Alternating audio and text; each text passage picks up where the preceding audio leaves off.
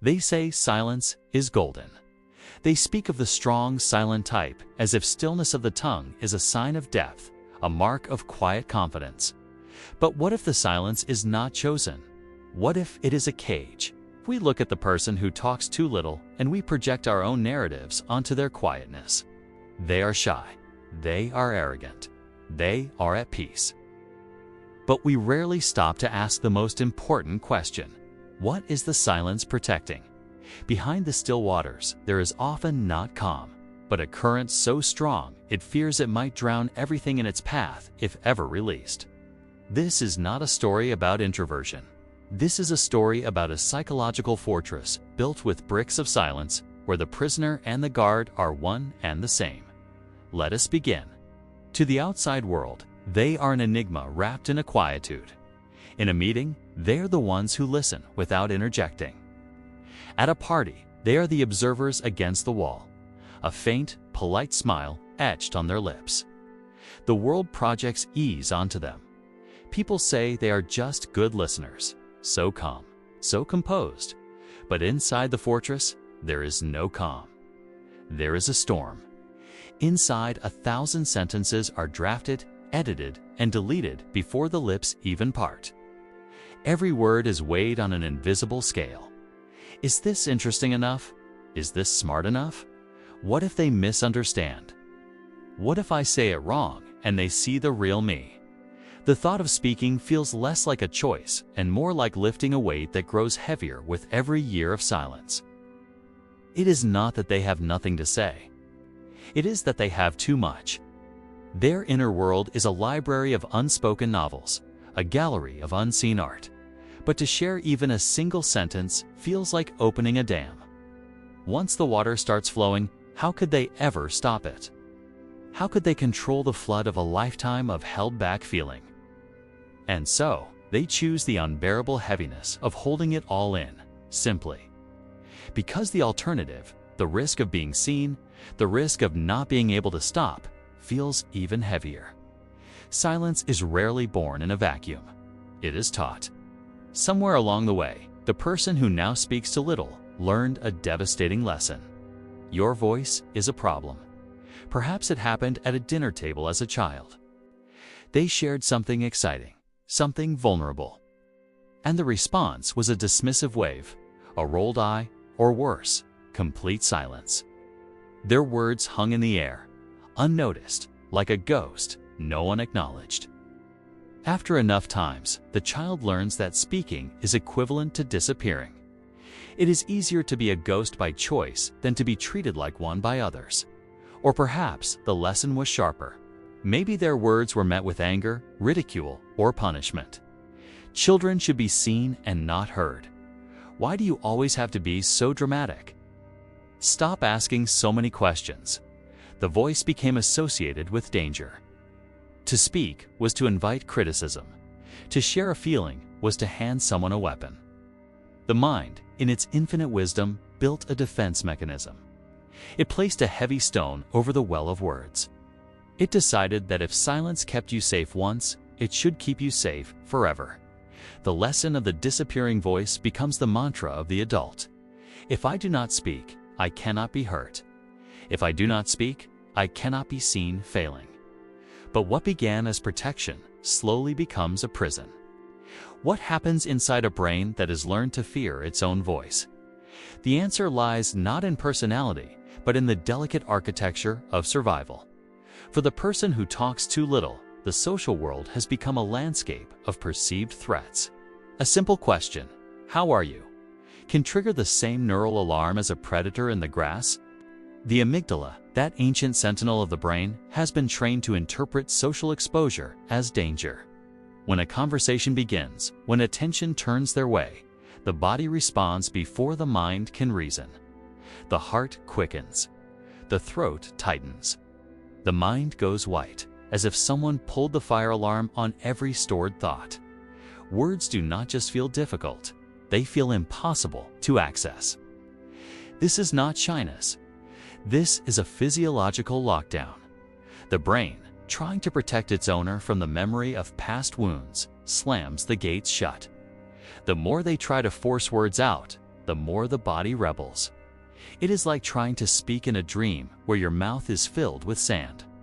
And in that moment of panic, the easiest escape is to retreat back into silence, the only place that has ever felt truly safe, even if it feels empty. Here lies the cruelest paradox of the quiet one. They are starving for connection, yet their silence builds a wall that keeps everyone out. They watch others bond over shared stories, over laughter, over the simple, effortless exchange of words. They stand on the outside, looking in, wondering what it must feel like to be so free. They crave someone who will look at them and see past the quiet. Someone who will ask a question and wait patiently, without filling the space themselves. Someone who understands that their silence is not rejection, but a desperate, clumsy invitation to come closer. Please do not give up on me.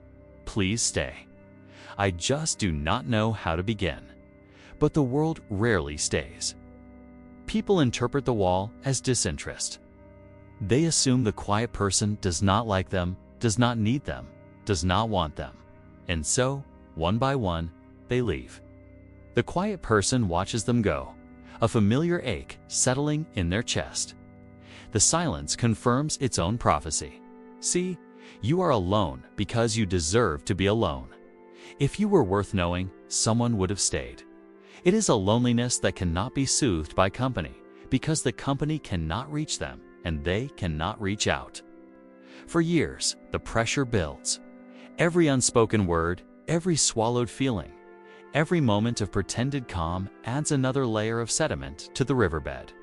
The person who talks too little becomes an expert at containment. They believe they are in control. They believe they can hold it all together forever. But the river always finds a way to the surface. The eruption rarely looks like anger. Sometimes it is a single tear that escapes during a mundane conversation, shocking even themselves. Sometimes it is a sudden, unexplained withdrawal that lasts for days. Sometimes, in a moment of unexpected safety or unexpected trigger, the dam breaks. Words pour out, messy and unfiltered. Years of backlog flooding a single conversation. They say too much, too fast, too raw. They watch the other person's face shift from surprise to overwhelm, and the shame hits immediately. I told you so, the inner voice whispers. This is why we stay quiet. This is why we do not speak. Look what happens when we lose control. The eruption confirms the old wound, that their inner world is too much, too intense, too heavy for anyone to hold. And so they retreat again, gathering new stones to rebuild the dam, promising themselves they will never let that happen again. The silence returns, thicker than before. Healing, for the one who talks too little, is not about becoming a conversationalist. It is not about filling every silence or learning the art of small talk. It is something far more delicate. It is about reclaiming the right to exist out loud. It begins in small, almost invisible moments. A text message sent instead of a thought buried. A single sentence offered in a meeting. Voice trembling, heart racing, but spoken. A feeling named to a trusted person, not in a flood, but in a single, careful drop. Each small sound is a rebellion against the old lesson. Each word is proof that the voice did not disappear. It was only waiting. The quiet person learns that not every silence is a cage. Some silences are still chosen, still sacred. But they also learn that some words deserve to be released. They learn to feel the difference between protecting themselves and imprisoning themselves. They begin to trust that they can speak a little and then stop, that the dam will not break, that they are allowed to be heard without having to say everything at once. They are learning a new language, the language of their own heart, spoken in a volume that feels possible. And slowly, word by word, they begin to believe that their voice was never the problem. It was always the solution. If this reflection stirred something quiet inside you, if it made you feel a little more seen in your own silence, know that you are not broken.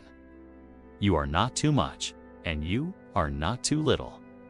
You are simply someone who learned, long ago, that silence was safer. And that was survival. That was wisdom. But perhaps now, in this moment of recognition, a new possibility can emerge. The possibility that your voice deserves a place in this world. Not all at once, not perfectly, just occasionally. Gently, truthfully. If you would like to stay connected to this space where we explore the hidden corners of the human heart without judgment, where we sit with the uncomfortable and the unspoken, consider subscribing. Not as an obligation, but as a quiet invitation to return whenever you need reminding that you are not alone. And if something in this video resonated, if you have ever felt the weight of unspoken words, you are welcome to share in the comments. Only if it feels right. Only if it feels safe. Your words, even typed quietly into a box, might help someone else feel a little less alone in their own silence. Thank you for being here till the very end. Now we'd love to hear from you. Where in the world are you watching from? Drop it in the comments. It helps us connect with like-minded peoples like you, and helps the algorithm share these stories with others who might need them.